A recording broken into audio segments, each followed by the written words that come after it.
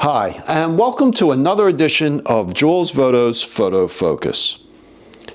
In this video, I'm going to be going over the features, controls, and how to use the Nikkormat FT2 and FT3. Now this video will be illustrated with the FT3, however, they are identical except for one feature concerning the lens mount, or how the lens index with the meter. So we'll get to that when we get to talking about the lens mount. Now the Nikkormat FT2 of 1975 and this Nikkormat FT3 of 1977 were direct descendants of the Nikkormat FTN of 1967 with several improvements.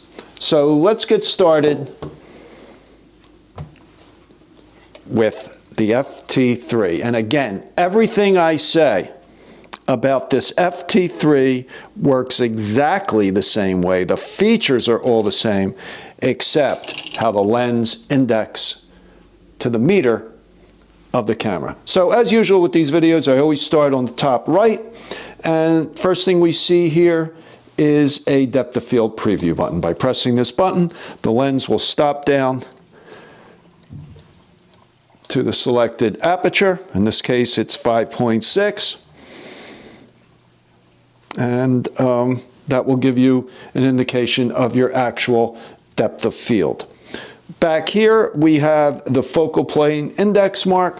That is used when doing macro photography with extension tubes or bellows, if you're not using the through-the-lens meter, and it helps you to calculate the loss of light that you have to compensate for with the bellows or extension tubes. Right here, we have our frame counter. Very easy to see. It's a white background with black numbers except for 20 and 36 exposures. They are in red. Very easy to see on the Nikkormat. Okay, up here we have our shutter release. Okay, the shutter release is threaded for a standard cable release that screws into the top, like most cameras have. But it also takes Nikon's excellent cable release that screws in to the bottom. There's male threads at the bottom of the shutter release, and this screws down into that. It's more secure than the conventional cable release. Now you're going to notice there's no shutter speed dial on top of the camera. Well, we'll get to that in a few minutes.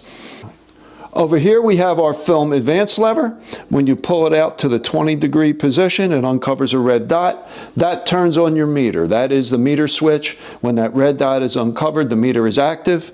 When you push it in, the meter turns off. So from that 20-degree position, we advance the lever 135 degrees to advance film, cock the shutter, and advance the frame counter. You cannot use single strokes. All right, now let's come to the front of the camera. Pretty simple. Let's make sure our shutter's wound, okay. We have a self-timer lever.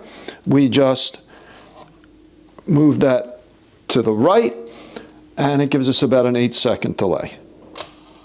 Okay, nice thing is when you take a picture with the self-timer, it raises the mirror on the camera and stops down the lens to the preset aperture. So that's good to use for slow exposures. Not longer than 1 second. For that, you should use a locking cable release, but it is a nice feature to have. So that's it for that side of the camera. Okay, now we're going to talk about the lens mount. All right, here is our lens lock release. We just press that down. Turn the lens to the left to remove the lens. Now, this camera, which was introduced in '77, was introduced along with the rest of the Nikon line that took AI lenses as opposed to pre-AI lenses. AI lenses indexed automatically with the meter on the camera. If you will notice this, what they call a ridge here on the lens. That engages when you mount a lens with this tab here on the lens mount. Okay, so we're just going to mount it. All right, I know this may be hard to see, but you will see that silver tab engage with the ridge, and as we close the lens down or open the lens up, they move in unison to let the meter know what the aperture is on the camera. Now, older Nikons, and when I say older Nikons, I mean anything before 77, used a different system, and so did the FT2 of 1975. Okay, it used the system I'm going to show you on this Nikkormat FTN. This is the exact way you mount a lens on a Nikkormat FT2. So we have this prong here, this coupling prong, and we set our lens to 5.6. Drop it on, and you see how the coupling prong engages with the coupling pin. We just mount the lens by turning it to the right. Okay, and then we twist the lens to its minimum aperture and then to its maximum aperture. So you twist it to its minimum aperture, in this case f/16, and then to its maximum aperture, and that indexes the lens to the meter on the camera. And that is the only difference between the FT2 and the FT3. Now, what I just showed you, the silver camera body, was an FTN. I don't have an FT2. However, it doesn't matter. Lenses mount the same way on the FTN and the FT2. Okay, so now we just mounted the lens back on the FT3.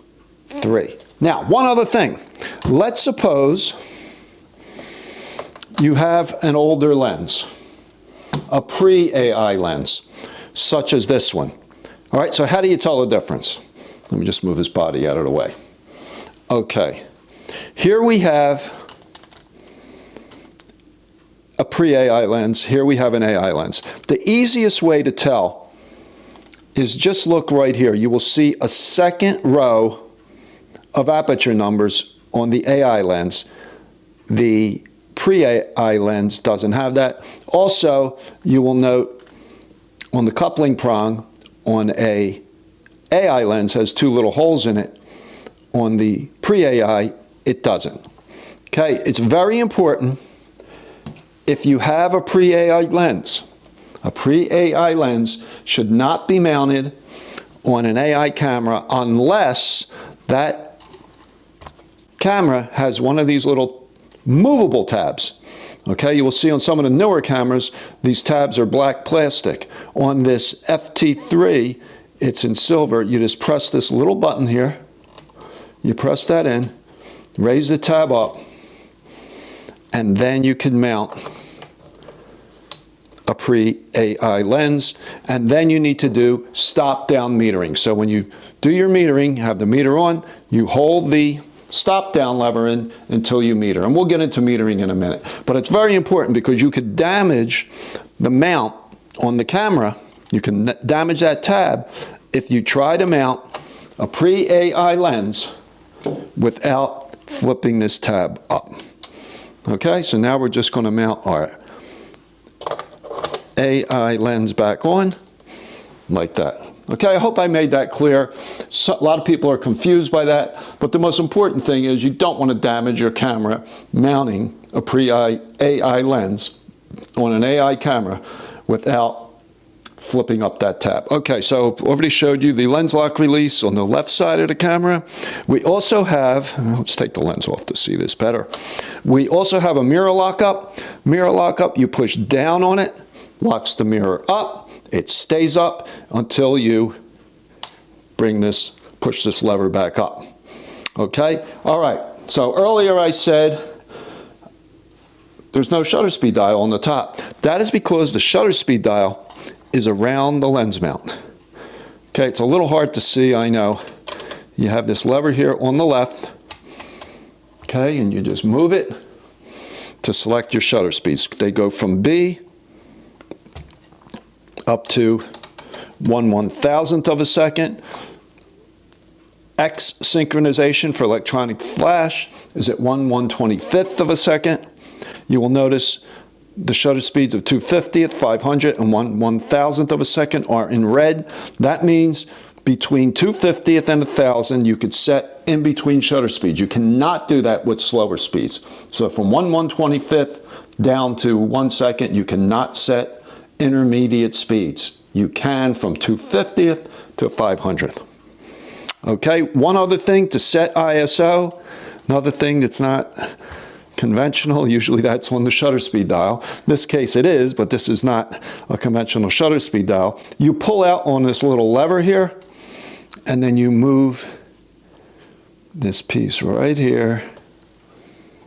It's a little hard to do in the position I'm in. You just move that to let the red dot line up with the shutter, with the ISO that you select. Right now I'm just going to leave it set to 400. So that locks your ISO to whatever you set it to. Okay, this is a much better way than on the old Nikkormat FTN. It was very difficult to set the ISO. There's a bunch of improvements. I'm not going to go through all the improvements between this and the FTN, but suffice it to say, there are a good number of improvements. Okay, let's come around here to the top left, and we have our rewind knob and crank. Okay, you turn it in the direction of the arrow to rewind film. You also will notice a meter needle here. Okay, there's also one inside the viewfinder, of course, and we'll get to that in a minute. But let's turn on the meter. Okay, and now I'm going to rotate. Pay attention to this needle and that little circle. And you'll notice a minus and a plus. So I'm going to close the lens down. You notice that needle going towards the minus. When I turn it the opposite way, now right now that indicates proper exposure because the needle is centered in the circle in the middle. But if I go too far, now it's headed to the plus, and I am overexposing. So just a little added bonus. I'll tell you the truth, I don't think I ever used it. But it's there if you need it. And one thing you have to be careful with if using that top meter needle is for light getting into the viewfinder. If you're out on a bright day and light is getting in, it can inflate the reading. Normally you would have the camera pressed up to your eye, and that would keep that bright light from getting in. Okay, so right here on top, this was another improvement over the FTN. We have a hot shoe. On the left side of the camera, we have a single PC outlet. That's where you would plug in a studio flash or a flash that doesn't have a hot shoe. Okay, now we're going to open the back. One thing, before you open the back on the camera, if you want to load it, and I'll get to loading in a minute, just want to show you how to open it. Look at the back of the camera, look at the bottom of the camera, then we're going to talk more about the viewfinder and the meter. Okay, so you always want to make sure there's no film before you open the back of the camera. So you just turn that rewind crank. If it turns freely like it is here, there's no film in the camera. You could safely open the back. Okay, to open the back of the camera, you just pull down on this little tab right there. Back springs open. Now let's just make a quick look at the back of the camera. Inside the camera, we have a vertically traveling metal copal square shutter. That's why you have an X-sync speed of 1/125th of a second.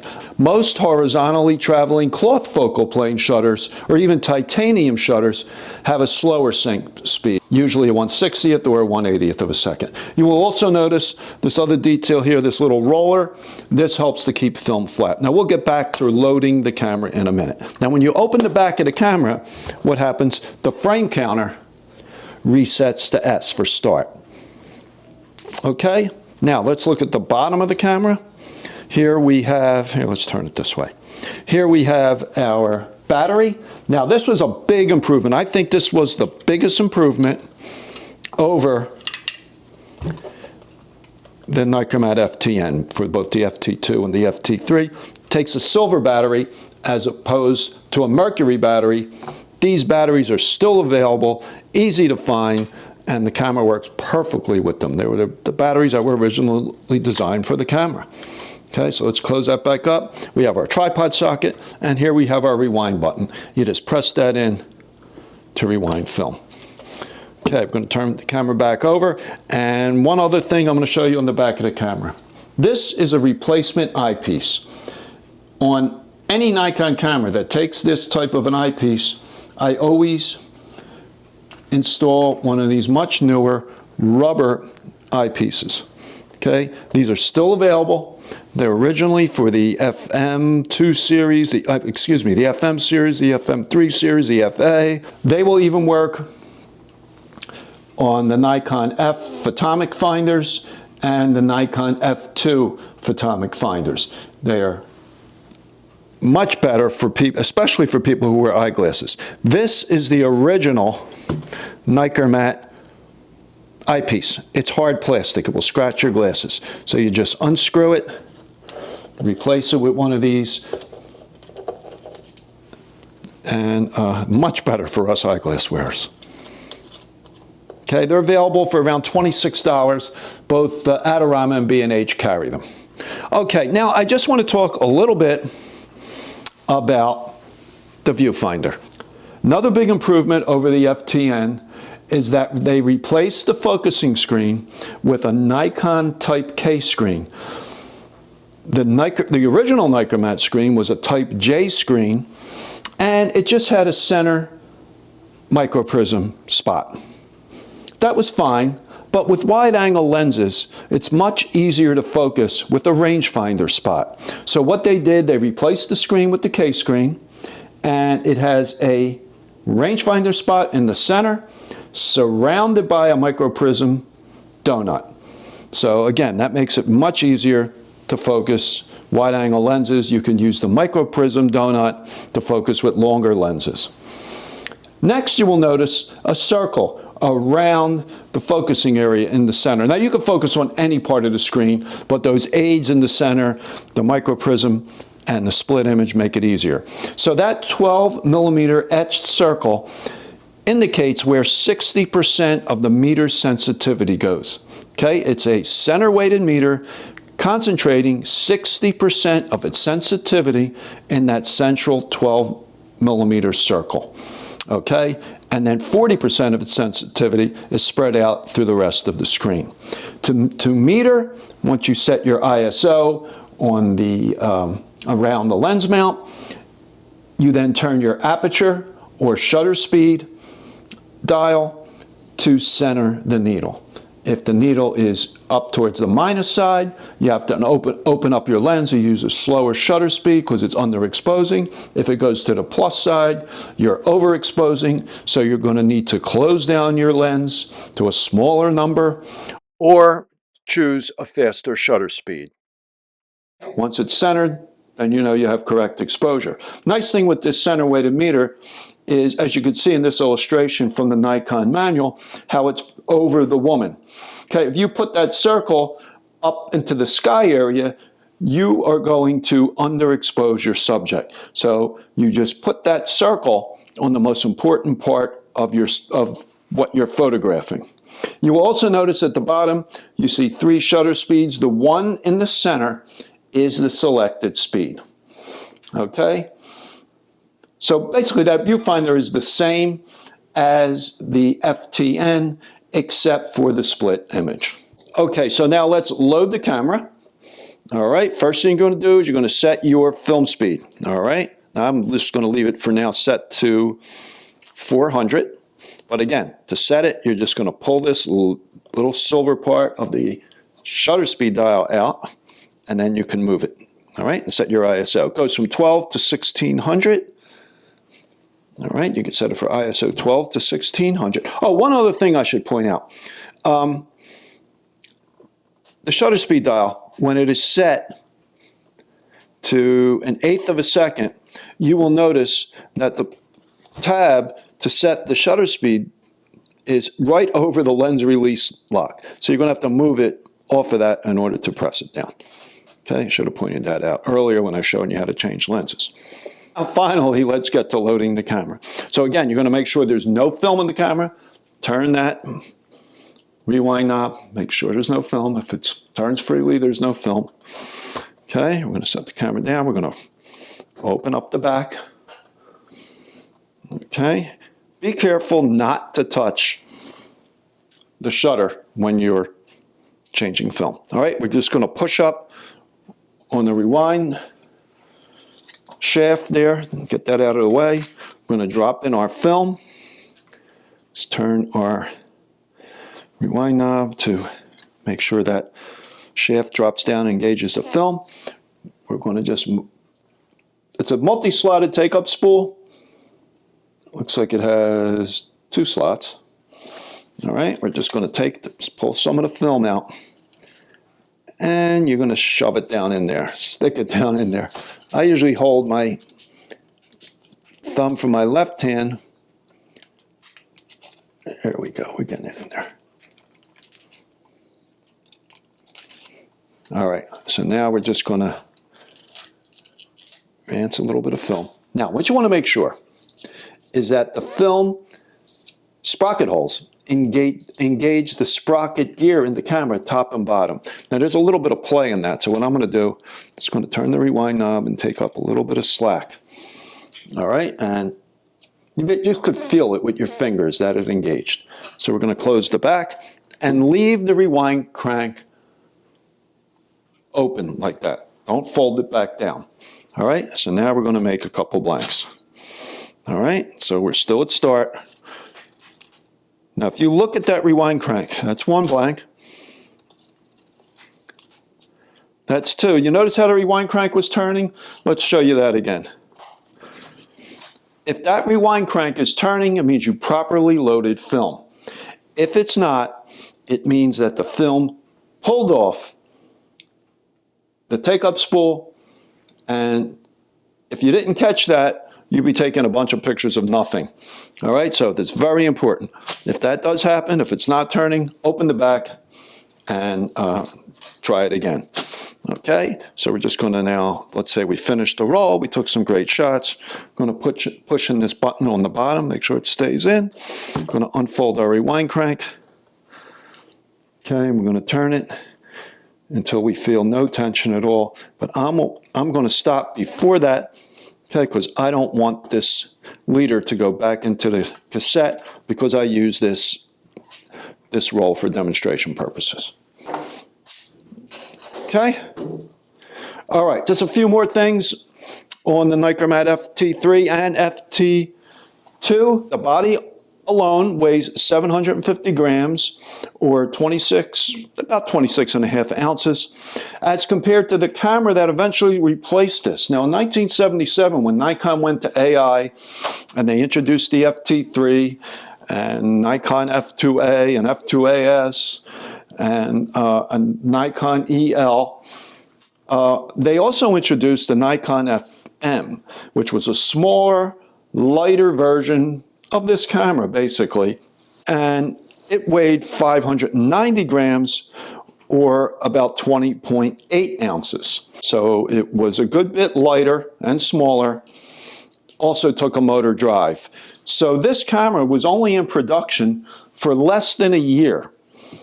And I don't know of any other Nikon camera that was in production for such a short time. So you can find these online. I highly recommend either an FT2 or an FT3.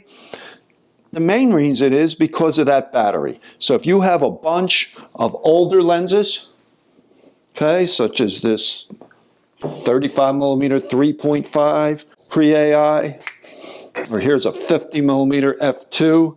This is not long before they went to AI. This is with the rubber focus ring. This lens was mid-70s, I would say. Let's put that there so it don't roll away. So if you have a lot of these lenses that were not AI, and what AI means, when Nikon in '77 introduced the AI system, they also offered at a nominal cost, you would send your lens to Nikon, and for about 20 or 30 bucks, depending on the lens, they would convert it to AI. They would replace the aperture ring, okay? When you got it back, it had the second row of numbers on it, okay, like we see here on this AI lens, and also had the 2 little holes in the coupling prong.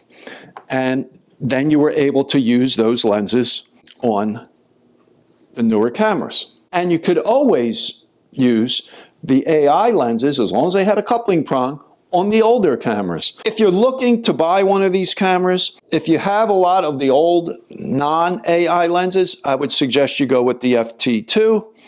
If you have AI lenses or newer camera bodies that use AI lenses, then I would recommend you go with the FT3. The FT2 will take both AI and non-AI lenses. The FT3 will only take AI lenses for full aperture metering. Now you can use one of the older non-AI lenses, but as I showed you, you need to flip up that tab and use stop-down metering. These cameras are readily available on the used camera market. They're usually reasonably priced.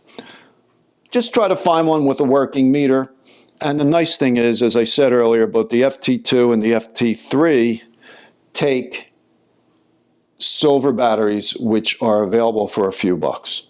Okay, so I hope you enjoyed this video. If you have any questions on the Nikkormat FT2 or FT3, please leave a comment in the comments below.